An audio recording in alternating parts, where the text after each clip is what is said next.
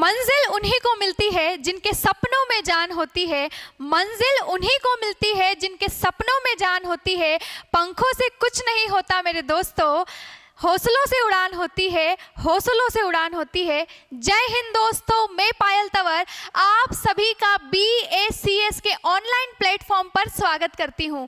जैसा कि हम देख चुके हैं, हमने लास्ट क्लास में पढ़ा था ब्लड ग्रुप के बारे में, रक्त समूह के बारे में। तो जो हम परिसंचरण टॉपिक पढ़ रहे हैं उसमें हमने RBC, WBC, प्लेटलेट्स, रक्त के बारे में और प्लाज्मा के बारे में हम पढ़ चुके थे, और हमने रक्त समूह मतलब ब्लड ग्रुप के बारे में भी पढ़ लिया था। देखिए दोस्तों, जितनी भी एग्जाम्स है, जैसे कि RRB ग्रुप डी की जो भी एग्जाम है 17 तारीख से, उन सभी में इस टॉपिक से आपसे बहुत ज़्यादा प्रश्न पूछे जाते हैं। तो ये आपके लिए बहुत ही इम्पोर्टेंट टॉपिक बन जाता है। तो आप सभी क्लासेस जो हमें पढ़ा चुकी हूँ आप उसको देख कर ही जाइएगा, ठीक है दोस्तों। तो चलिए हम अपनी इस सीरीज को आगे बढ़ाते हुए नेक्स्ट टॉपिक पढ़ते हैं, जिसका नाम है हृदय। हृदय भी परिसंचरण तंत्र का ही हिस्सा है, क्योंकि जो हमारा रक्त होता है वो किसके माध्यम से परिसंचरित होता है, तो आप बताएंगे वो हृदय के माध्यम से परिसंचरित होता है। हृदय रक्त को पंप करके शरीर के अन्य अंगों तक पहुंचाने का कार्य करता है। तो चलिए दोस्तों हम स्टार्ट करते हैं हार्ट पढ़ना, हृदय को पढ़ना हम स्टार्ट करते हैं। चलिए दोस्तों हृदय के बारे में हम देखते हैं। तो देखिए आपसे हृदय के बारे में क्या पूछा जाता है, आपसे हार्ट के बारे में क्या पूछा जाता है एग्जाम्स में। तो देखिए हृदय के बारे में आपको क्या पूछा जाता है, हार्ट के बारे में आपको क्या पूछा जाता है। तो देखिए सबसे पहला प्रश्न आपसे हृदय के बारे में क्या पूछा जाता है, तो आप बताएंगे कि हृदय के अध्ययन को क्या कहते हैं। हृदय का अध्ययन करना क्या कहलाता है, हृदय का अध्ययन करना क्या कहलाता है। तो आप बताएंगे कि हृदय का अध्ययन करना कहलाता है कार्डियोलॉजी।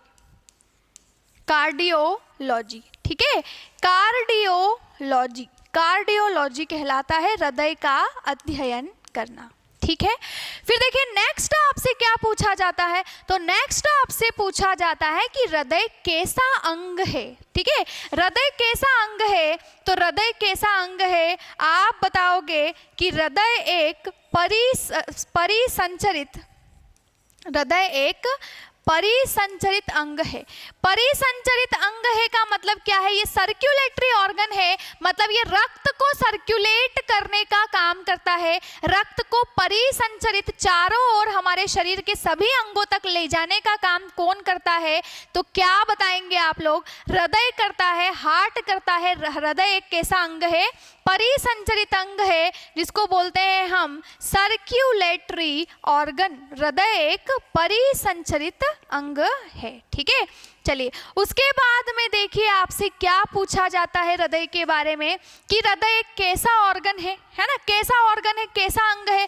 तो आप बताएंगे कि हृदय और कैसा अंग है, हृदय एक मांसपेशीय, हृदय एक मांसपेशीय अंग है। हृदय एक मांसपेशीय अंग है, मस्क्यूलरी ऑर्गन है, मस्क्यूलरी ऑर्गन है, ठीक है। हृदय एक कैसा अंग है, मांसपेशीय अंग है। तो हृदय पूरी मांसपेशियों से ही बना होता है, हृदय में कोई भी हड्डी नहीं होती है, ठीक है।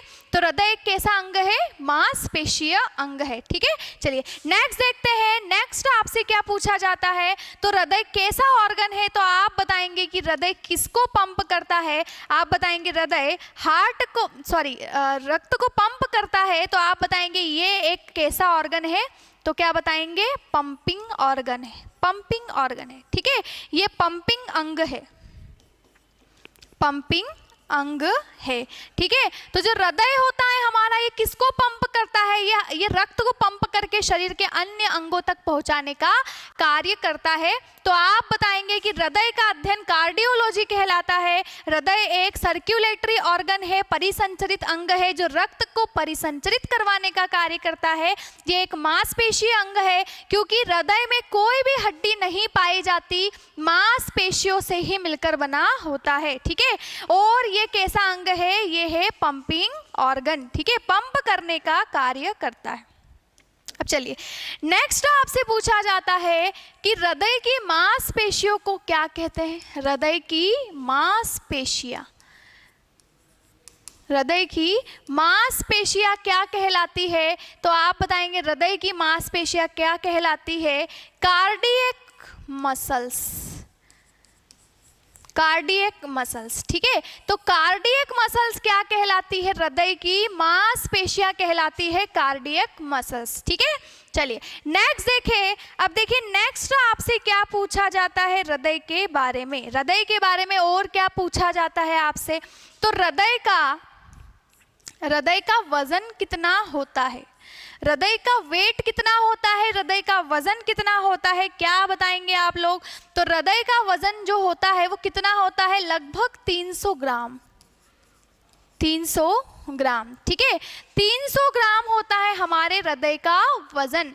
अब देखिए आपसे और क्या पूछा जाता है? तो आपसे पूछा जाता है कि हृदय की स्थिति के बारे में, हृदय की स्थिति के बारे में, हृदय की स्थिति के बारे में कि हृदय कहाँ पर होता है? लेफ्ट साइड में होता है कि राइट साइड में होता है? कहाँ होता है? तो ना तो ये लेफ्ट में होता है और ना ही ये राइट में होता है, ये बिल्कुल सेंटर में होता है, बिल्कुल बीच में होता है। हृदय कहाँ होता है? तो ये बिल्कुल कहाँ होता है? बीच में होता है, सेंटर में होता है। ठीक है, चलिए उसके बाद में देखिए नेक्स्ट आप क्या बताएंगे? तो नेक्स्ट आपसे क्या क्वेश्चन पूछा जाता है हृदय के बारे में? ठीक है, हृदय के बारे में आपसे क्या पूछा जाता है? तो हृदय बिल्कुल बीच में होता है। एक्चुअली लोकेशन क्या है हृदय की? एक्चुअली लोकेशन क्या है? ठीक है, क्या है? तो आप बताएंगे कि ये कहाँ होता है? हमारी पसलियों के पिंजरे के नीचे, पसली के पिंजरे के नीचे के पीछे छुपा होता है। ठीक है, तो पसलियों के पिंजरे के पीछे छुपा होता है कौन? हमारा हृदय। ठीक है, अब देखिए हृदय कहाँ बताया मैंने? बिल्कुल कहाँ होता है? बीच में होता है। तो देखिए यहाँ पर हम देखते हैं कि कितना ग्राम वजन होता है इसका? 300 ग्राम। इसको हम दो पार्ट्स में डिवाइड करते हैं, दो पार्ट्स में इसको डिवाइड करते हैं। एक हम करते हैं 220 ग्राम और एक हम करते हैं क्या? 80 ग्राम, 80 ग्राम। ठीक है, 220 ग्राम और 80 ग्राम में हम इसको डिवाइड करते हैं। अब देखिए जो 220 ग्राम होता है वो वजन कहाँ पर होता है? वो होता है लेफ्ट में, बाई ओर, बाई ओर। ठीक है, ये लेफ्ट में होता है, इतना वजन लेफ्ट में होता है। और ये कहाँ होता है इतना वजन? क्या बताओगे आप? राइट में। कहाँ? दाई ओर। ठीक है, दाई ओर। तो 220 ग्राम आपका बाई ओर होता है और 80 ग्राम कहाँ होता है? आपका दाई ओर होता है। ठीक है, तो देखिए जो हमारी पसलियों के पिंजरा होता है, जैसे मैंने बोला ये जो पसली है हमारी, इसको जोड़े रखने वाली ये जो हड्डी होती है, पसलियों को जोड़ कर रखने वाली जो हड्डी होती है, इसको क्या कहते हैं हम? Sternum, sternum. ठीक है, स्टर्नम। स्टर्नम क्या है? तो क्या बताओगे कि पसलियों को जोड़कर रखने वाली हड्डी का नाम क्या है? स्टर्नम है। अब देखिए कितनी जोड़ी पसली होती है? तो क्या बताओगे आप लोग? 12 जोड़ी पसलियां होती है, रिब्स जिनको कहते हैं, रिब्स। ठीक है, तो कितनी जोड़ी पसलियां होती है? 12 जोड़ी पसलियां होती है हमारी। और आप बताएंगे कि जो 12 जोड़ी पसलियां होती है, ठीक है, तो टोटल कितनी होती है? 24 होती है, 24। ठीक है, तो इस तरह से होती है।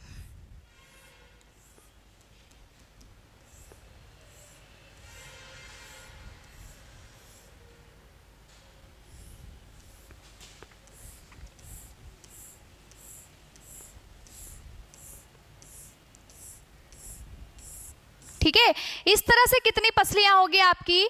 12 पसलियां होगी। ठीक है, और आप बताएंगे कि 220 ग्राम कहाँ पर झुका होता है? लेफ्ट में झुका होता है। और 80 ग्राम कितना झुका होता है? कहाँ पर झुका होता है? राइट में झुका हुआ होता है। ठीक है, अब देखिए जो आपका हृदय होता है, हृदय आपकी किस किस पसली के बीच में होता है? तो पहली बात तो आपको ये पता होना चाहिए कि पसलियों के अंदर दबा होता है हमारा हृदय। ठीक है, पसली के पिंजरे के पीछे दबा हुआ होता है। अब देखिए जो दूसरी पसली होती है हमारी, दूसरी पसली, दूसरी और क्या बताएंगे आप? तो 1 2 3 4 5 और 6, ये छठी पसली।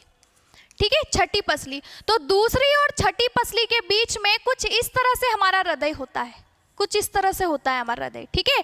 तो क्या बताएंगे आप लोग कि हृदय के एक्चुअली लोकेशन क्या बताएंगे? तो पहली बात तो ना तो ये लेफ्ट में होता है ना ही ये राइट में होता है, आप बताएंगे बीच में होता है। पर फिर भी हमको क्यों लगता है कि वो लेफ्ट में है? तो आप बताएंगे कि ज्यादातर वेट इसका कहाँ पर होता है? लेफ्ट में होता है, ठीक है। ज्यादातर वेट इसका कहाँ पर होता है? लेफ्ट में होता है। और 80 ग्राम का जो वजन है ये कहाँ होता है? राइट में होता है। और पसलियों के पिंजरे के बीच में हमारा हृदय धसा हुआ होता है, छुपा हुआ होता है, ये हम बोल सकते हैं, ठीक है। चलिए आगे बढ़ते हैं, आगे बढ़ते हैं हृदय के बारे में।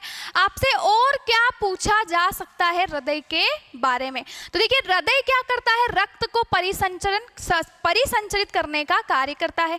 किनके माध्यम से करता है? तो रक्त वाहिकाओं के माध्यम से करता है। हृदय हमारे रक्त को रक्त वाहिकाओं के माध्यम से परिसंचरित करने का कार्य करता है, ठीक है। तो देखिए एक्चुअली जो होता है हमारा जो हृदय होता है उसका आकार कुछ और होता है, पर हम इसको इजी वे में समझने के लिए कि हमको आसानी से समझ में आ जाए, हम इसको इजी वे में पढ़ने की कोशिश करते हैं, ठीक है। तो देखिए अभी अभी हमने क्या क्या पढ़ा हृदय के बारे में। हृदय का अध्ययन कार्डियोलॉजी, ठीक है। और हृदय के जो डॉक्टर होते हैं उनको क्या कहते हैं? कार्डियोलॉजिस्ट कहते हैं, ठीक है। ये एक परिसंचरित अंग है। ये एक कैसा अंग है? मांसपेशी अंग है। ये कैसा ऑर्गन है? क्या बताएंगे? पंपिंग ऑर्गन है, ठीक है। हृदय की मांसपेशियां क्या कहलाती है? कार्डियक मसल्स कहलाती है। वजन कितना बताएंगे? आप बताएंगे एवरेज 300 ग्राम होता है। स्थिति बीच में होती है, ठीक है। लोकेशन पसलियों के पिंजरे के अंदर होता है, ठीक है। कौन कौन सी पसली के बीच में होता है? तो दूसरी और छठी पसली के बीच में होता है। दूसरी और छठी के बीच में धसा होता है, धसा होता है, ठीक है। तो दूसरी और छठी पसली के बीच में ये धसा होता है, ठीक है। चलिए देखिए अब हम नेक्स्ट देखते हैं। तो नेक्स्ट आपसे हृदय के बारे में क्या क्या पूछा जाता है, तो आप बताएंगे कि हम बना लेते हैं हमारे हृदय को। अब देखिए मैं इसी तरह से बना रही हूँ हार्ट को, ये इस तरह से बना रही हूँ, ठीक है। तो ये हार्ट है, ये हार्ट, ठीक है। तो ये हमारा क्या है? हार्ट है, हमारा हृदय है, ठीक है, हृदय है। अब हृदय के बारे में पूछा जाता है आपसे कि हमारे हार्ट में, हमारे हृदय में कितने चेंबर होते हैं, कितने कोष्ठ होते हैं? तो हृदय में कोष्ठों की संख्या या फिर नंबर ऑफ चेंबर्स हमारे हृदय में कितने चेंबर होते हैं? तो आपको दिख ही रहे होंगे चित्र के माध्यम से, डायग्राम के माध्यम से कि कितने चेंबर होते हैं हमारे हार्ट में। 4 चेंबर होते हैं हमारे हार्ट में। कितने चेंबर होते हैं? 4 चेंबर होते हैं हमारे हार्ट में, ठीक है। अब देखिए ये 1 2 3 और 4 चेंबर। फिर आपसे नेक्स्ट पूछा जाता है कि हमारे हृदय का सबसे बड़ा, सबसे मजबूत, सबसे स्ट्रॉन्ग चेंबर कौन सा है, ठीक है। तो देखिए पहले तो हम इनको नाम दे देते हैं, ठीक है।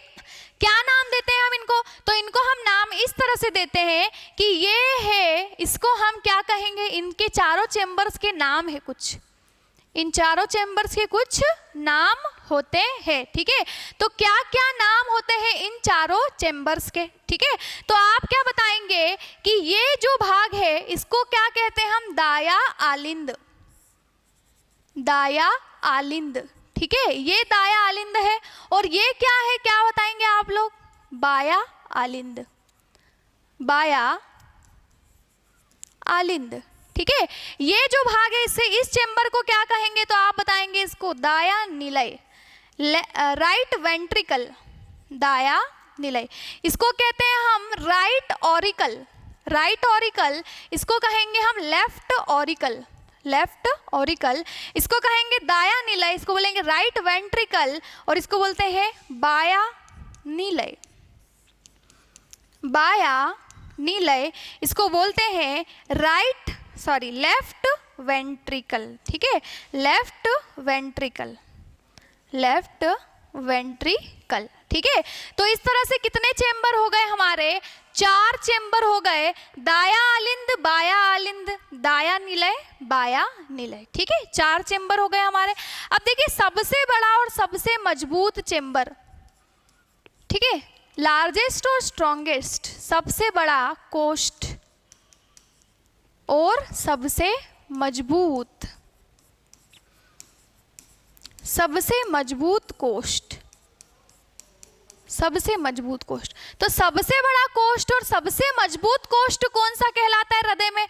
ये क्वेश्चन आपका पूछा जा चुका है, यहां से क्वेश्चन बन चुका है आपका कि सबसे बड़ा और सबसे मजबूत कोष्ठ कौन सा कहलाता है, तो आप बताएंगे वो क्या कहलाता है? बाया निलय, ठीक है, बाया निलय। हम आगे पढ़ेंगे कि बाया निलय ही है वो जो सबसे ज्यादा काम भी करता है हमारे हृदय के लिए, ठीक है, सबसे ज्यादा रिस्पॉन्सिबिलिटी भी किसके पास में होती है? बाया निलय के पास में ही होती है। तो बाया निलय ही क्या है? सबसे बड़ा हमारा चेंबर है और सबसे मजबूत चेंबर कहा जाता है, ठीक है।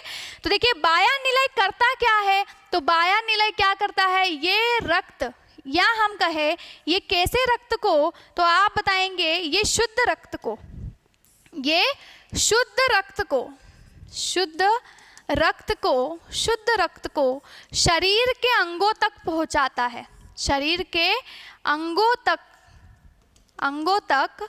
पहुंचाता है, ठीक है, पहुंचाता है, ठीक है। तो देखिए बाह्य निलय से क्या होता है? तो जो शुद्ध रक्त है वो शरीर के सभी अंगों तक पहुंचता है। तो सबसे ज्यादा काम किसका होगा? बाह्य निलय का ही होगा, क्योंकि अंगों को किसकी जरूरत होती है? शुद्ध रक्त की ही जरूरत होती है, ठीक है। अब देखिए अब आपसे क्या पूछा जाएगा, तो देखिए 4 चेंबर्स के नाम बता देंगे आप लोग, दाया आलिंद, बाया आलिंद, दाया निलय और बाया निलय, ठीक है। अब देखिए अब आप बताएंगे मुझे कि जो ये हमारा जो चेंबर होते हैं, ठीक है, कौन कौन से चेंबर? तो दाया आलिंद और दाएं निलय के बीच में, इन दोनों के बीच में मतलब यहाँ, ठीक है। तो इन दोनों के बीच में कुछ वॉल्व पाए जाते हैं, इस तरह से, ठीक है। तो आप बताएंगे कि दाएं आलिंद और दाएं निलय के बीच में कुछ वॉल्व पाए जाते हैं, कुछ कपाट पाए जाते हैं। तो देखिए नेक्स्ट आपसे क्वेश्चन क्या पूछा जाता है कि जो दाया आलिंद है, दाया आलिंद व कौन सा आलिंद? तो आप बताएंगे दाया आलिंद व दाएं निलय के बीच कपाट पाए जाते हैं, और उन कपाटों को क्या कहते हैं? आप बताएंगे त्रिक पर्दीय कपाट, त्रिक पर्दीय कपाट, इसको बोलते हैं ट्राइकस्पिड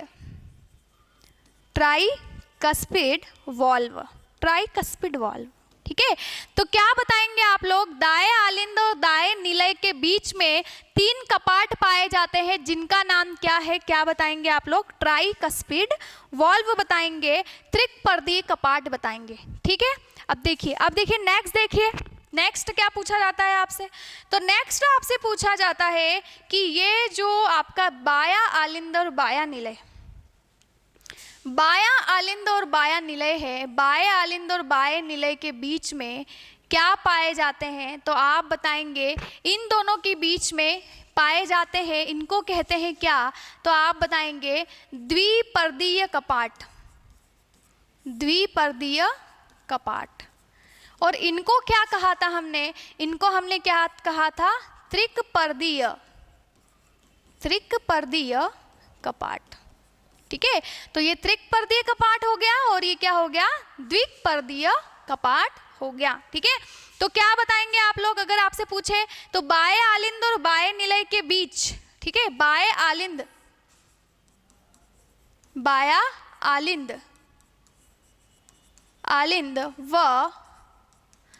बाएं निलय के बीच क्या पाया जाता है? तो बताएंगे द्विपर्दीय कपाट पाए जाते हैं, द्विपर्दीय कपाट, इनको हम कहते हैं बाइकस्पिड वॉल्व, ठीक है। बाइकस्पिड वॉल्व पाए जाते हैं बाएं आलिंद और बाएं निलय के बीच में पाए जाते हैं, ठीक है। तो चलिए ये हो गए क्या, बाइकस्पिड वॉल्व हो गए, ठीक है। अब देखिए, अब देखिए नेक्स्ट आपसे क्या पूछा जाता है, तो नेक्स्ट आपसे पूछा जाएगा कि जो हमारा दायां निलय होता है, दाएं निलय पर एक वॉल्व पाया जाता है, दाएं निलय पर एक वॉल्व पाया जाता है इस तरह से, इस तरह से, ठीक है। तो आपका जो दायां निलय होता है उसमें एक वॉल्व पाया जाता है। ये आपको क्या दिख रहा है, इसको क्या कहते हैं, इसको कहते हैं अर्धचंद्राकार, अर्धचंद्राकार कपाट। इसको कहते हैं semi lunar, semi lunar valve, semi lunar valve. तो देखिए किस चेंबर में पाया जाता है सेमी लूनार वॉल्व, अर्धचंद्राकार कपाट, तो क्या बताएंगे आप लोग, दाएं निलय में, ठीक है। तो नेक्स्ट क्या बताएंगे आप लोग कि जो दायां निलय होता है, ठीक है, एक पॉइंट ये बता देंगे, एक पॉइंट ये बताएंगे आप कि दायां निलय, ठीक है, दाएं निलय में क्या पाया जाता है, तो दाएं निलय में पाया जाता है अर्धचंद्राकार कपाट, अर्धचंद्राकार कपाट या फिर semi lunar valve, semi lunar valve, ठीक है। तो ये बना दिया हमने सेमी लूनार वॉल्व। अब देखिए नेक्स्ट, देखिए यहाँ पर भी एक वॉल्व पाया जाता है, यहाँ पर एक वॉल्व पाया जाता है और इस वॉल्व को क्या कहते हैं, इस वॉल्व को कहते हैं अयोटा, ठीक है। तो इसको क्या कहते हैं, अयोटा कहते हैं, अयोटा वॉल्व। अयोटा वॉल्व किस चेंबर में पाया जाता है, तो बाएं निलय में अयोटा वॉल्व पाया जाता है। तो देखिए फिर आपसे पूछा जाएगा कि अयोटा वॉल्व कहाँ पर पाया जाता है, aorta, aorta valve, aorta valve कहाँ पर पाया जाता है, तो क्या बताएंगे आप लोग, तो देखिए क्या बताएंगे, बाएं निलय में पाया जाता है, ठीक है। तो अयोटा वॉल्व कहाँ पर पाया जाता है, बाएं निलय में, बाएं निलय में पाया जाता है अयोटा वॉल्व, ठीक है। अब देखिए ये वॉल्व करते क्या है, ये वॉल्व करते क्या है, तो ये वॉल्व रक्त को दाएं आलिंद से बाएं निलय में, दाएं निलय में, ठीक है।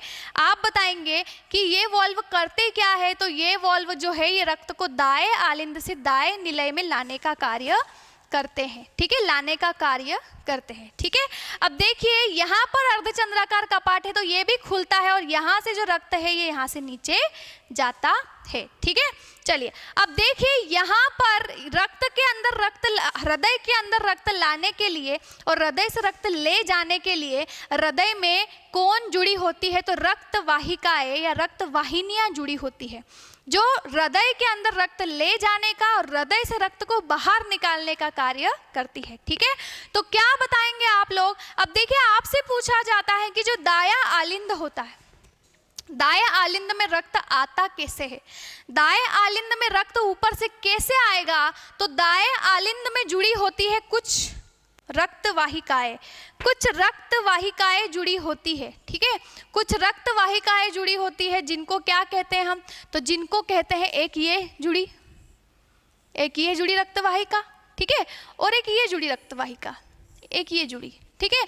दो रक्त वाहिकाएं जुड़ी होती है आपके किस आलिंद से, दाएं आलिंद से, और इसे क्या कहते हैं, इसे कहते हैं वेना कावा, इसे कहते हैं वेना कावा, वेना कावा, ठीक है। तो जो वेना कावा होती है, वेना कावा, ये भी वेना कावा है, ये भी वेना कावा है, इसको कहते हैं अभिवाही वेना कावा और इसको कहते हैं अपवाही वेना कावा।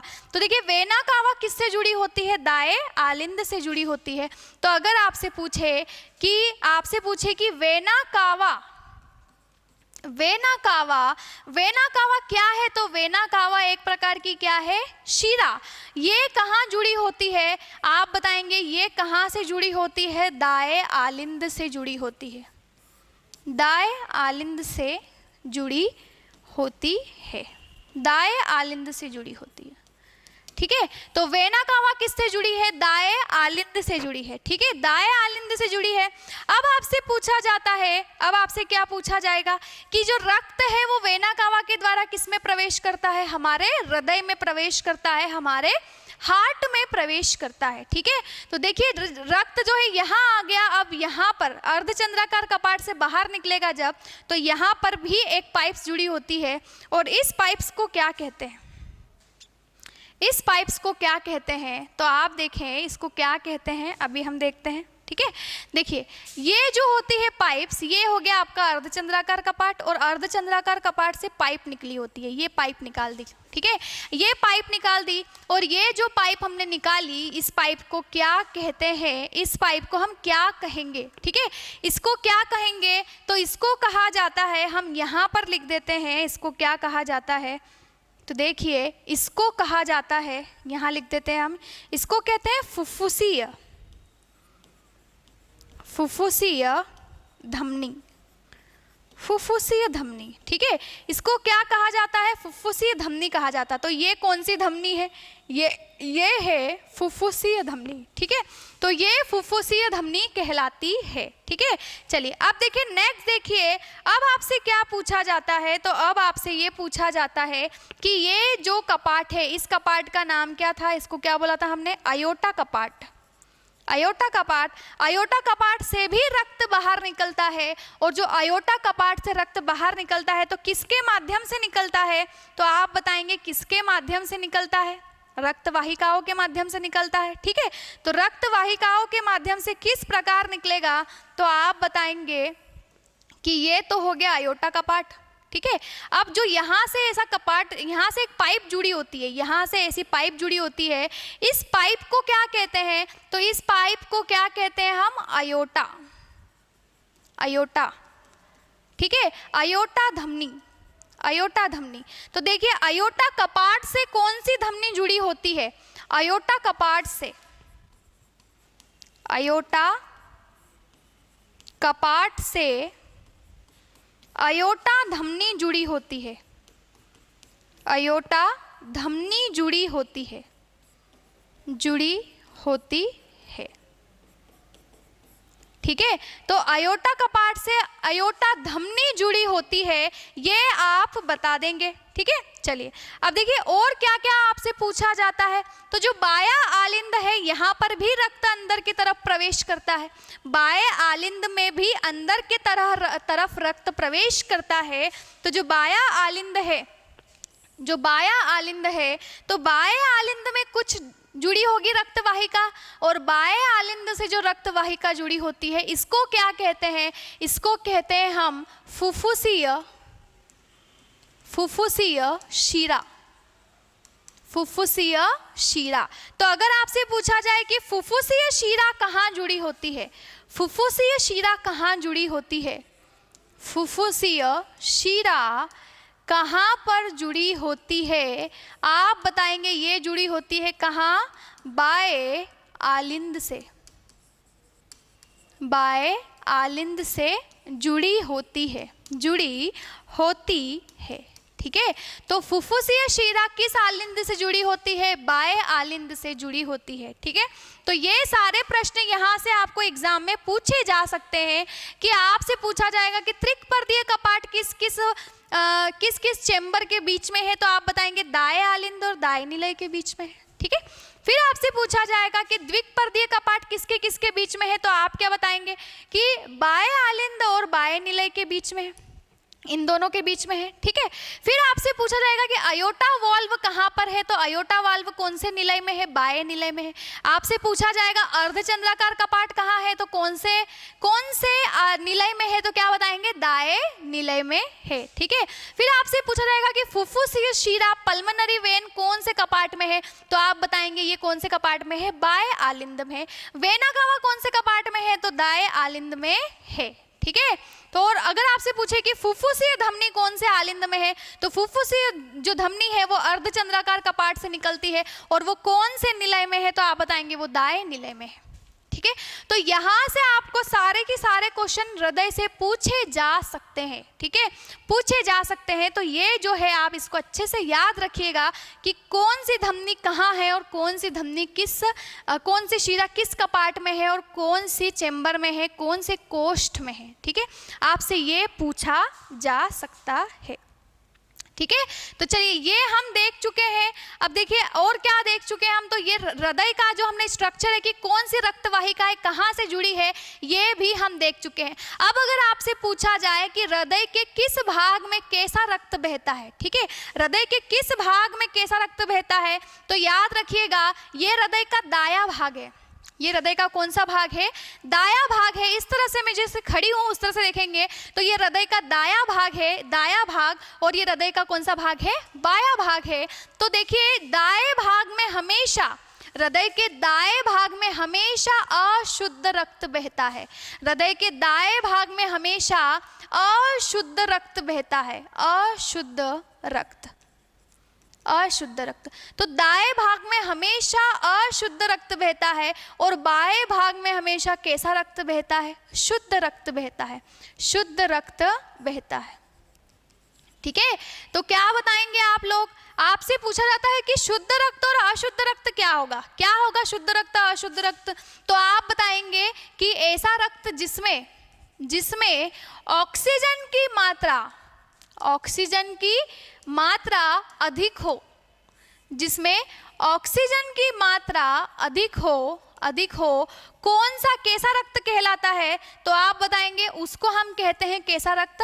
शुद्ध रक्त। उसको हम कहेंगे शुद्ध रक्त, शुद्ध रक्त, शुद्ध रक्त। ठीक है, तो उसको हम शुद्ध रक्त कहेंगे या हम क्या कहेंगे इसको? तो हम इसको कह सकते हैं ऑक्सीजनेटेड। ठीक है, इसको हम कहेंगे ऑक्सीजनेटेड ब्लड, ऑक्सीजनेटेड ब्लड। ठीक है, या ऑक्सीकृत रक्त, ऑक्सीकृत रक्त, या हम इसको क्या कह सकते हैं? या हम इसको कह सकते हैं इंग्लिश में प्योर ब्लड, प्योर ब्लड। ठीक है, तो क्या बताओगे आप कि जिसमें ऑक्सीजन की मात्रा अधिक हो वो शुद्ध रक्त कहलाता है, ऑक्सीजनेटेड ब्लड कहलाता है, ऑक्सीकृत रक्त कहलाता है, या फिर प्योर ब्लड कहलाता है? और शुद्ध रक्त हमेशा हृदय के कौन से भाग में बहता है? तो शुद्ध रक्त हृदय के बाएं भाग में प्रवाहित होता है, प्रवाहित होता है। ठीक है, तो शुद्ध रक्त जो होता है वो हृदय के बाएं भाग में प्रवाहित होता है। और अगर आपसे पूछे कि अशुद्ध रक्त, इसको हम क्या कहते हैं? इसको हम कहते हैं इम्प्योर ब्लड, इम्प्योर ब्लड। या फिर इसको क्या कहेंगे? इसको कहेंगे ऑक्सीजनेटेड ब्लड, डीऑक्सीजनेटेड ब्लड। इसको बोलते हैं अनॉक्सीकृत रक्त। ठीक है, ऐसा रक्त जिसमें, इसमें किसकी मात्रा ज्यादा होती है? कार्बन डाइऑक्साइड गैस की मात्रा अधिक होती है,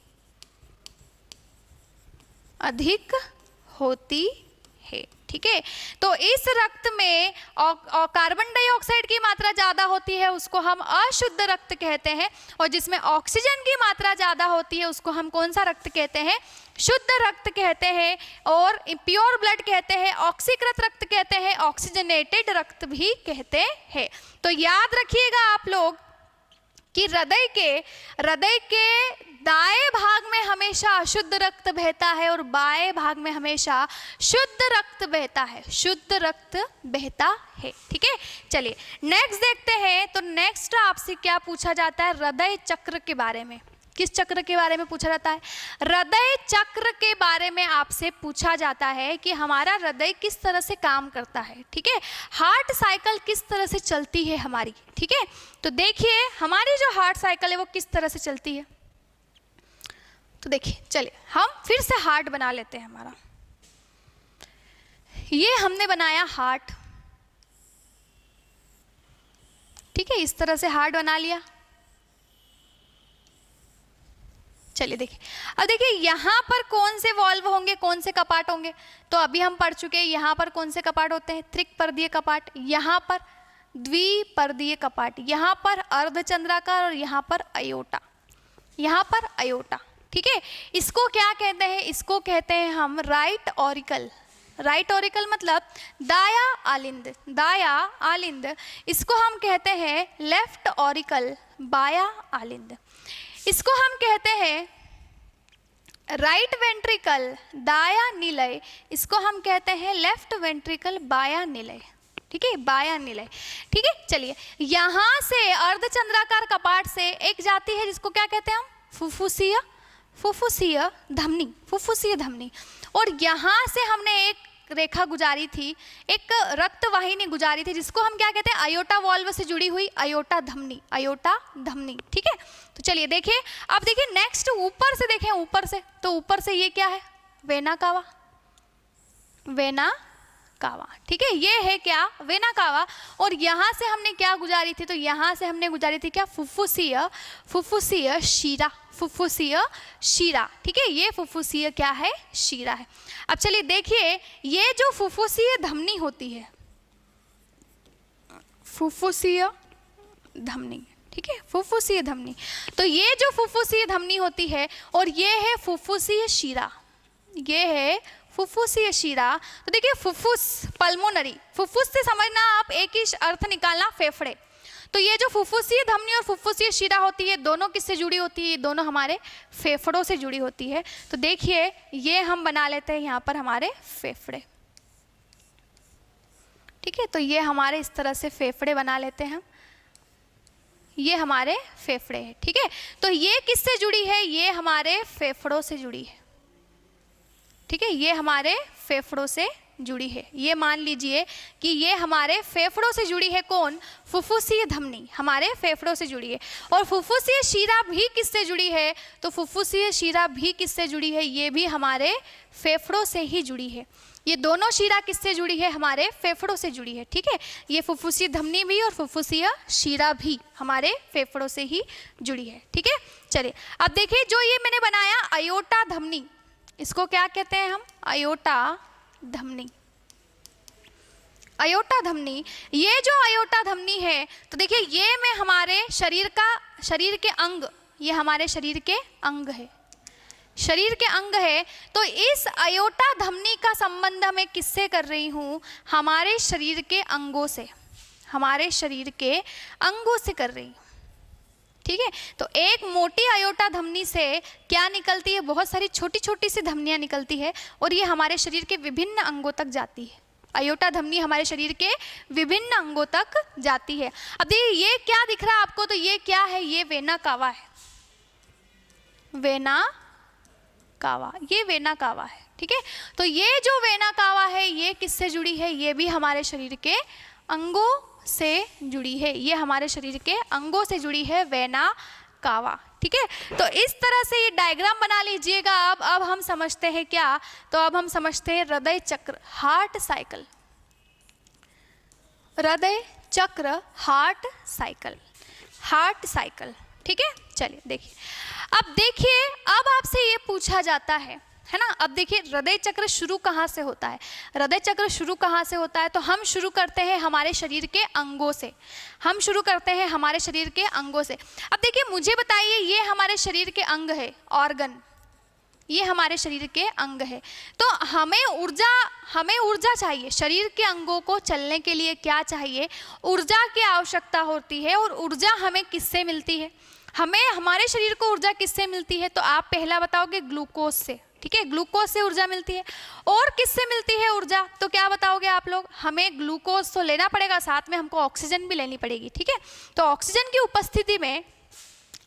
उपस्थिति में ग्लूकोज का ब्रेकडाउन होता है, ग्लूकोज टूटता है, तो तीन चीजें बनती है, कितनी चीजें, तीन चीजें बनेगी। ठीक है, जैसे मैंने बोला कि हमको ऊर्जा चाहिए, तो ऊर्जा के लिए हमको ग्लूकोज की जरूरत है, C6H12O6, साथ में किसकी जरूरत है, हमको ऑक्सीजन की जरूरत है, साथ में हमको ऑक्सीजन की जरूरत है। तो ग्लूकोज और ऑक्सीजन की उपस्थिति में, जब ऑक्सीजन की उपस्थिति में ग्लूकोज टूटेगा तो कितनी चीजें बनेगी, तीन।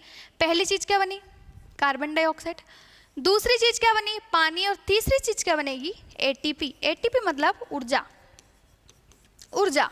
ठीक है, तो देखिए यहाँ पर ग्लूकोज ऑक्सीजन की उपस्थिति में टूटा, तीन चीजें बनी, कार्बन डाइऑक्साइड, पानी और ऊर्जा। ऊर्जा को कौन अपने पास रख लेगा, ऊर्जा को कौन अपने पास रख लेगा? तो जो अंग होते हैं ये ऊर्जा को अपने पास रख लेते हैं, क्योंकि इनको चलने के लिए क्या चाहिए? ऊर्जा की आवश्यकता होती है। ठीक है, तो इनको ऊर्जा की आवश्यकता होती है। जो पानी होता है, पानी को हमारा शरीर कुछ पानी को अवशोषित कर लेता है, और जो बचा हुआ पानी है उसको यूरिन के थ्रू, मूत्र के थ्रू हमारे शरीर से उत्सर्जन करवा देता है, किडनी के थ्रू। ठीक है, तो किडनी के थ्रू उत्सर्जित हो जाती है। ठीक है, चलिए अब देखिए क्या बचा, कार्बन डाइऑक्साइड बचा, है ना। कार्बन डाइऑक्साइड का क्या होता है? तो जो कार्बन डाइऑक्साइड होती है ये हमारे अंगों के रक्त में मिल जाती है, ये हमारे अंग के रक्त में मिल जाती है। और जो ये रक्त होता है हमारे अंग का, तो ये रक्त में जब मिल जाएगी कार्बन डाइऑक्साइड, तो इसको कैसा रक्त बनाएगी? अशुद्ध रक्त। अशुद्ध रक्त बन गया। जब ये कार्बन डाइऑक्साइड हमारे रक्त में मिल गई तो ये रक्त अशुद्ध रक्त बन गया। और अंगों को अशुद्ध रक्त का कोई भी काम नहीं है, अंगों को कैसा रक्त चाहिए? शुद्ध रक्त चाहिए। और शुद्ध रक्त की जो ऑक्सीजन होती है उससे वो क्या बना लेते हैं? ऊर्जा बना लेते हैं। साथ में कार्बन डाइऑक्साइड बना, पानी बना, ये कार्बन डाइऑक्साइड वापस किस में मिल गया? हमारे रक्त में मिल गया। और यहाँ पर कैसा रक्त बन गया? अशुद्ध रक्त बन गया।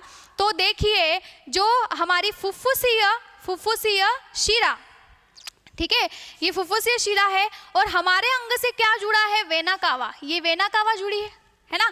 तो ये क्या है? दो वेना कावा होती है, एक अभिवाही वेना कावा है, एक अपवाही वेना कावा। तो ये वेना कावा किससे जुड़े हैं? हमारे अंगों से जुड़ी है। और ये यहाँ से कैसा रक्त, जिसमें कार्बन डाइऑक्साइड की मात्रा ज़्यादा है, ये रक्त कहाँ पर आता है? तो ये रक्त आता है कहाँ पर? ये कौन सा आलिंद है? ये दाया आलिंद है। तो दाएं आलिंद में कैसा रक्त प्रवेश करा? जो क्या है? अशुद्ध। अशुद्ध। ठीक है, तो यहाँ पर अशुद्ध रक्त पहुंच गया है, यहाँ पर अशुद्ध रक्त पहुंच गया है। अब ये जो अशुद्ध रक्त है ये यहाँ से कहाँ आएगा? नीचे। नीचे आएगा। कौन से निलय में? दाएं निलय में। दाएं निलय में, लेफ्ट वेंट्रिकल में। तो ये ऊपर से नीचे आना चाहेगा। वैसे ही बीच में कपाट है, ये कपाट खुलेंगे, ये कपाट खुलेंगे। अब ये कपाट खुलेंगे तो ये जगह देंगे, रक्त जो है ये ऊपर, ये कपाट से नीचे आएगा और नीचे रक्त आ जाएगा। ये रक्त भी कैसा आएगा? अशुद्ध रक्त, जिसमें कार्बन डाइऑक्साइड की मात्रा क्या है? ज़्यादा है। तो ये जो अशुद्ध रक्त है ये ऊपर से नीचे आया, नीचे आया, अशुद्ध रक्त नीचे आ गया, है ना। अब जब ये कपाट जो है वो पूरा फुल हो जाएगा, भरा जाएगा, जगह नहीं रहेगी, तो वैसे ही कौन सा कपाट खुलेगा? अर्ध चंद्राकार कपाट। इसको क्या कहते हैं हम? इसको कहते हैं अर्ध चंद्राकार कपाट। अर्ध चंद्राकार कपाट। तो ये जो अर्धचंद्राकार कपाट है ये खुलेगा, और ये खुलेगा तो ये जो अशुद्ध रक्त है ये नीचे एंट्री मारेगा। ये अशुद्ध रक्त नीचे आया। ये कैसा रक्त आ रहा है? ये अशुद्ध रक्त आ रहा है। ठीक है, तो ये जो अशुद्ध रक्त है ये कहाँ पर पहुंचा? ये पहुंचा हमारे फेफड़ों के पास। ये अशुद्ध रक्त हमारे फेफड़ों के पास पहुंचा। और ये जो हमारे फेफड़े होते हैं, हमारे लंग्स होते हैं, ये अशुद्ध रक्त से यहाँ पर जो है, यहाँ पर अशुद्ध रक्त आया। और ये जो हमारे फेफड़े हैं ये इस अशुद्ध रक्त को हमारे शरीर की श्वास नली और नोज, नाक, नसिका के द्वारा कार्बन डाइऑक्साइड को बाहर निकाल देगा। तो यहाँ से कार्बन डाइऑक्साइड आउट हो गई, फेफड़ों से कार्बन डाइऑक्साइड आउट हो गई। और ऑक्सीजन को हम क्या कर लेंगे? इन ग्रहण कर लेंगे, ऑक्सीजन को ग्रहण कर लेंगे, कार्बन डाइऑक्साइड को फेफड़ों के द्वारा बाहर निकाल देंगे। तो जो यहाँ पर जो रक्त होगा, यहाँ पर जो रक्त होगा फेफड़ों में, उस रक्त में क्या मिल जाएगी? जब हम ऊपर से ऑक्सीजन ग्रहण कर लेंगे तो ऑक्सीजन मिल जाएगी। और यहाँ पर कैसा रक्त बन जाएगा? शुद्ध रक्त बन जाएगा। यहाँ पर शुद्ध रक्त बन जाएगा। और ये जो शुद्ध रक्त है ये किसके माध्यम से? फुफ्फुसीय शिरा के माध्यम से। फुफ्फुसीय शिरा के माध्यम से कहाँ पर पहुँचेगा? तो ये पहुँचाएगा दाएं आलिंद में। यहाँ पर कैसा रक्त आया? शुद्ध रक्त आया। ठीक है, तो यहाँ पर शुद्ध रक्त आ गया है।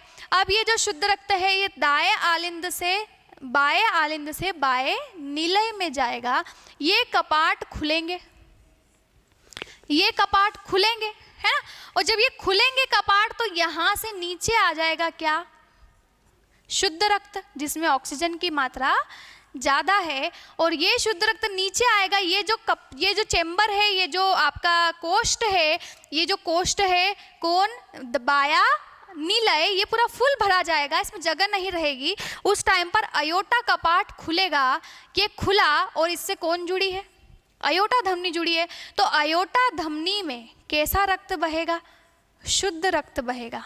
अयोटा धमनी में शुद्ध रक्त बहेगा, और ये जो शुद्ध रक्त है ये शरीर के विभिन्न अंगों तक पहुंचेगा। कैसा रक्त पहुंच रहा है, विभिन्न अंगों तक शुद्ध रक्त पहुंच रहा है, शुद्ध रक्त पहुंच रहा है। और ये जो शुद्ध रक्त है वो इस रक्त की क्या, ऑक्सीजन, शुद्ध रक्त में क्या है, ऑक्सीजन है। और हमने ग्लूकोज खाया तो ऑक्सीजन की उपस्थिति में ग्लूकोज टूटेगा, ब्रेक डाउन होगा, तो 3 चीजें बनेगी, कार्बन डाइऑक्साइड, पानी बना, और क्या बना, एटीपी बना, एटीपी बना। अब ये एटीपी ऊर्जा को कौन रख लेंगे, फिर से अंग रख लेंगे। पानी शरीर द्वारा अवशोषित और उत्सर्जित कर दिया जाएगा, और कार्बन डाइऑक्साइड फिर किस में मिल जाएगी, रक्त में मिल जाएगी, और ये कैसा रक्त बना देगी, इसको अशुद्ध रक्त बना देगी। और ये जो अशुद्ध रक्त है ये फिर से वेना कावा के द्वारा कहाँ जाएगा, दाएं आलिंद में जाएगा, ठीक है। और यही प्रक्रिया निरंतर चलती ही रहेगी, चलती ही रहेगी, चलती ही रहेगी। इसको कहते हैं हृदय चक्र। क्या कहते हैं इसको, हृदय चक्र कहते हैं, ठीक है। तो ये जो है शरीर, हृदय से रक्त बाहर निकालना और अंदर जाना, हृदय से रक्त बाहर निकलना और अंदर जाना, यही क्या होता है, एक हार्ट बीट बनती है हमारी। क्या बनती है, एक हार्ट बीट, ठीक है। तो हार्ट बीट कैसे बनेगी, अंदर आया और बाहर गया। हृदय ने, जैसे हृदय के साथ स्पंज की तरह होता है। स्पंज कैसा होता है, जब पानी, जब उसको हम ऐसे दबाते हैं तो पानी बाहर निकल जाता है, और उसको रिलैक्स करते हैं तो पानी अंदर आ जाता है, ठीक है। तो जब हृदय जो है वो अंदर की तरफ जाता है, पंप करके अंदर जाता है, तो यहाँ से क्या होता है, रक्त बाहर निकलता है। कहाँ, किसके द्वारा, फुफ्फुसीय धमनी, पल्मोनरी आर्टरी और अयोटा धमनी के द्वारा हृदय रक्त को बाहर निकालता है। और जैसे ही हृदय रिलैक्स करता है तो क्या होता है, फुफ्फुसीय शिरा और वेना कावा के द्वारा रक्त क्या होता है, वो अंदर आता है, ठीक है। तो ये क्या हुआ, हमारा एक हृदय चक्र हुआ। याद रखिएगा, जो ये वेना कावा है, ये 2 वेना कावा मैंने बनाई है। तो ये जो वेना कावा है, जो ऊपर वाली, इसको बोलते हैं अभिवाही वेना कावा, इसको कहते हैं अपवाही वेना कावा। तो देखिए, अभिवाही वेना कावा क्या करती है, तो ये हमारे हृदय से ऊपर जितने भी अंग है, जैसे हमारे हृदय के ऊपर मस्तिष्क है, ठीक है, तो ये मस्तिष्क के रक्त को लेकर आती है, और हमारे हृदय से नीचे जितने भी अंग होते हैं, जैसे लीवर, लंग्स, किडनी वगैरह, उतने अंगों से अशुद्ध रक्त को लेकर आती है, किसके अंदर, हृदय के अंदर, ठीक है। ये दोनों का काम रक्त को लेकर आना है। एक का काम है ऊपर वालों को, और एक का काम है नीचे वाले रक्त को लेकर आना, ठीक है।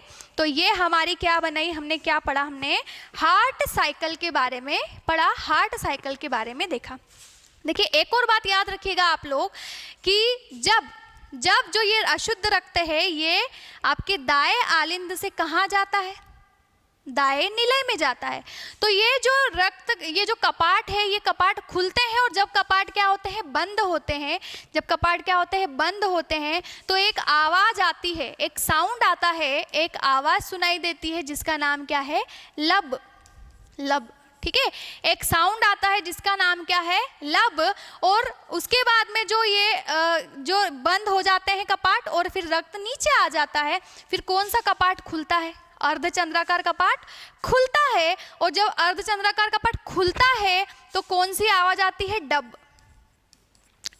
ठीक है, डब।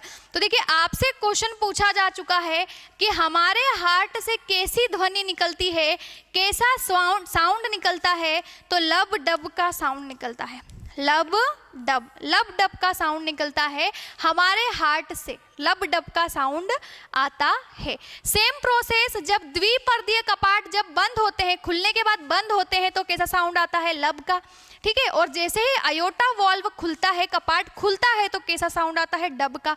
तो कैसी आवाज आती है हमारे हृदय से, लब डब की आवाज आती है, लब डब का साउंड सुनाई देता है, ठीक है। तो ये हार्ट साइकिल, और हार्ट में क्या क्या चीजें होती है, ये सब आपको क्या करना है, याद रखना है, ठीक है। ये आपके परीक्षा के हिसाब से बहुत ही इम्पोर्टेंट है कि कौन सी धमनी क्या है, कौन सी शिरा क्या है, कौन सी धमनी क्या लेकर जाती है, कौन सी शिरा क्या लेकर जाती है, ठीक है।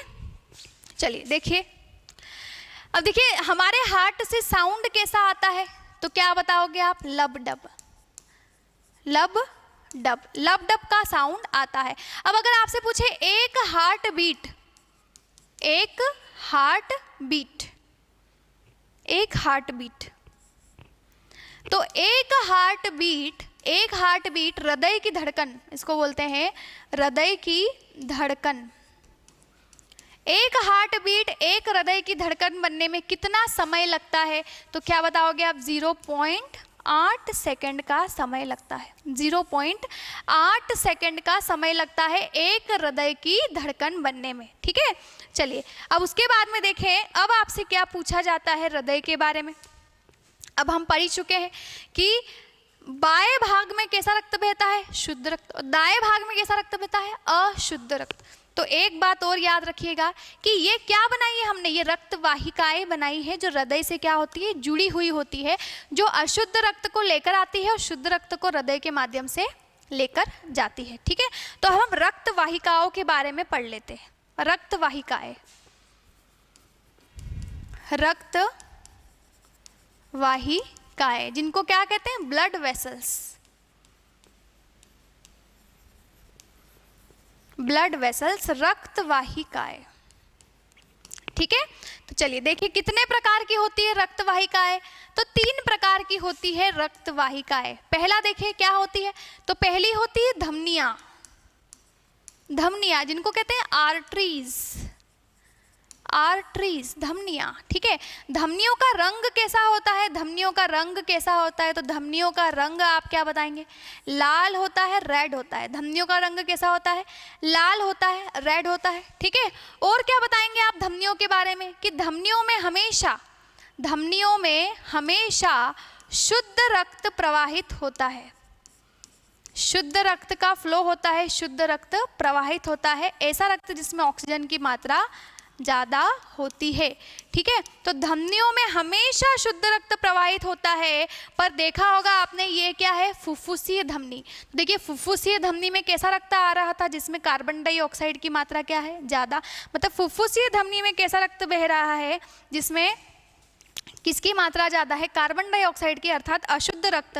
तो ये अपवाद है। क्या है ये बेटा? अपवाद है। इसको हम कहेंगे अपवाद क्या? फुफ्फुसीय, फुफ्फुसीय धमनी, फुफ्फुसीय धमनी, हाँ। फुफ्फुसीय धमनी में कैसा रक्त बहता है? फुफ्फुसीय धमनी में अशुद्ध रक्त बहता है। ये अपवाद है, एक्सेप्शन है। एक्सेप्शन याद रखना, आपसे पूछा जाता है कि धमनियों का रंग कैसा होता है? लाल होता है। धमनियों में हमेशा कैसा रक्त बहता है? शुद्ध रक्त बहता है। इसका अपवाद बताइए, क्या बताएंगे? फुफ्फुसीय धमनी, पल्मोनरी आर्टरी किस कहते हैं इसको। अब आपसे पूछा था सबसे बड़ी धमनी कौन सी है? सबसे बड़ी धमनी कौन सी है? आप बताएंगे अयोटा, अयोटा।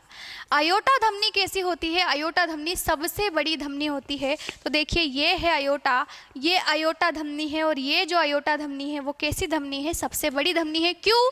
क्योंकि देखिए सबसे बड़ा चेंबर कौन सा है? लेफ्ट वेंट्रिकल है, बाया नीलय है, और ये जो अयोटा है इससे अयोटा धमनी निकलती है, और ये शरीर के विभिन्न अंगों तक जाती है। मतलब ये सभी अंगों तक शुद्ध रक्त लेने का काम करती है। तो इसको सबसे बड़ी धमनी कहा जाता है, ठीक है। चलिए नेक्स्ट देखें, एक होती है देखिए इसको कहते क्या है? इसको कहते हैं महाधमनी, महाधमनी, ठीक है। चलिए अब देखिए आपसे और पूछा था और कौन सी रक्त वाहिकाएं होती है? तो एक होती है शिराएं, शिराएं, शिराएं, ठीक है। इसको कहते हैं वेन्स, वेन्स। इनका रंग कैसा होता है? इनका रंग होता है कैसा? नीला। और इनमें हमेशा अशुद्ध रक्त प्रवाहित होता है, इनमें हमेशा अशुद्ध रक्त प्रवाहित होता है, ठीक है। पर इसका भी क्या है? एक अपवाद है, इसका भी एक अपवाद है। अपवाद क्या बताएंगे आप? तो अपवाद आप बताएंगे फुफ्फुसीय फुफ्फुसीय शिरा। फुफ्फुसीय शिरा में कैसा रक्त प्रवाहित होता है? इसमें होता है कैसा रक्त? शुद्ध रक्त प्रवाहित होता है। इसमें शुद्ध रक्त प्रवाहित होता है, शुद्ध रक्त प्रवाहित होता है। तो फुफ्फुसीय शिरा में हमेशा कैसा रक्त प्रवाहित होता है? शुद्ध रक्त प्रवाहित होता है। और ये एक अपवाद है, वैसे तो शिराओं में हमेशा कैसा रक्त बहता है? अशुद्ध रक्त बहता है। तो देखिए हमने देखा था इधर कि जो हमारा हृदय है, हृदय में फुफ्फुसी जो शिरा होती है, ये हमारे फेफड़ों से कैसा रक्त लेकर जाती है? तो ये शुद्ध रक्त लेकर जाती है हमारे फेफड़ों से। और कहाँ पर पहुँचा देती है? तो ये पहुँचा देती है बाएं आलिंद में पहुँचा देती है। ठीक है, तो ये याद रखिएगा आप लोग। तीसरे नंबर पर कौन सी होती है रक्तवाहिकाएं? तो उनको क्या कहते हैं हम? केशिकाएं। केशिकाएं कहलाती है क्या? कैपिलरीज। कैपिलरीज, ठीक है। कैपिलरीज ये इस तरह से होती है, ठीक है, इस तरह से। अब जैसे ये जो है वो जुड़ी होती है, ये मान लो ये धमनी है और ये क्या है? ये शिरा है, ठीक है। तो ये इस तरह से होती है बहुत सारी बीच में। इनका काम क्या है? तो इनमें शुद्ध और अशुद्ध रक्त ले जाने का काम है, ठीक है। इनका काम क्या है? शुद्ध रक्त और अशुद्ध रक्त का ट्रांसफर करना, धमनियों को शुद्ध रक्त देना और शिराओं को कैसा रक्त देना? अशुद्ध रक्त देना। तो आप बताएंगे इनमें शुद्ध व अशुद्ध, इनमें शुद्ध व अशुद्ध दोनों रक्त बहता है, दोनों प्रकार के रक्त प्रवाहित होते हैं, प्रवाहित होते हैं, ठीक है। इनमें शुद्ध व अशुद्ध दोनों प्रकार के रक्त प्रवाहित होते हैं, ये याद रखिएगा बच्चों। देखिए अगर आपसे पूछे 1 मिनट में दिल कितनी बार धड़कता है, तो आप सभी को पता है 1 मिनट में दिल कितनी बार धड़कता है? तो 72 बार धड़कता है, ठीक है। 72 बार 1 मिनट में रक्त धड़कता है हमारा हृदय धड़कता है। हमारे हृदय की धड़कन 1 मिनट में कितनी बार? 72 बार धड़कता है, ठीक है। और हमारी एक हृदय की धड़कन बनने में कितना समय लगता है? 0.8 सेकेंड, ठीक है। 0.8 सेकेंड का समय लगता है शरीर हृदय के रक्त का हृदय के अंदर आना और बाहर निकलने का, दोनों का समय क्या है? 0.8 सेकेंड है। देखिए उम्मीद है दोस्तों आपको आज की क्लास समझ में आई होगी। देखिए हमने क्या क्या पढ़ा, क्या क्या देखा? हृदय के बारे में देखा, कार्डियोलॉजी देखा, परिसंचरित तरल अंग है, परिसंचरित अंग है, मांसपेशी अंग है, पंपिंग ऑर्गन है, कार्डियक मसल्स कहलाती है, ठीक है। नेक्स्ट देखें, नेक्स्ट वजन कितना होता है? 300 ग्राम। स्थिति बिल्कुल बीच में होती है, लोकेशन पसलियों के पिंजरे के पीछे होती है। 300 ग्राम का वजन होता है, 220 ग्राम लेफ्ट की तरफ झुका हुआ और 80 ग्राम राइट की तरफ झुका हुआ होता है। दूसरी और छठी पसली के बीच में हमारा हृदय होता है, ठीक है। और ये हमने हृदय में इनके चेम्बर्स के बारे में देखा, कपाटों के बारे में देखा और रक्त वाहिकाएं कहाँ से क्या जुड़ी हुई है उन सभी के बारे में हमने देखा, ठीक है। त्रिकपर्दीय कपाट, द्विपर्दीय कपाट, ये सब हम पढ़ चुके हैं, ठीक है। और क्या देखा हमने? तो ये सब किन से जुड़े हुए हैं, किस कोष्ठ से जुड़े हुए, ये भी हम देख चुके हैं। ऑक्सीजनेटेड ब्लड, डीऑक्सीजनेटेड ब्लड, ये भी हम देख चुके हैं। हार्ट बीट कितनी होती है? 0.8 सेकेंड होती है। तो देखिए बच्चों अगर आपको ये लेक्चर आज का पसंद आया हो, ये वीडियो, ये कंटेंट पसंद आया हो, तो ज़्यादा से ज़्यादा लाइक कीजिए, शेयर कीजिए और सब्सक्राइब कीजिए। देखिए ये हमने हार्ट साइकिल और हार्ट के बारे में जानकारी प्राप्त की। नेक्स्ट हम नेक्स्ट क्लास में देखेंगे। इसी तरह से पढ़ते रहिए, ठीक है, पढ़ते रहिए, सीखते रहिए, क्योंकि सीखना बंद तो जीतना बंद, ठीक है दोस्तों। तो चलिए मिलते हैं नेक्स्ट क्लास में, तब तक के लिए धन्यवाद। जय हिंद, जय भारत।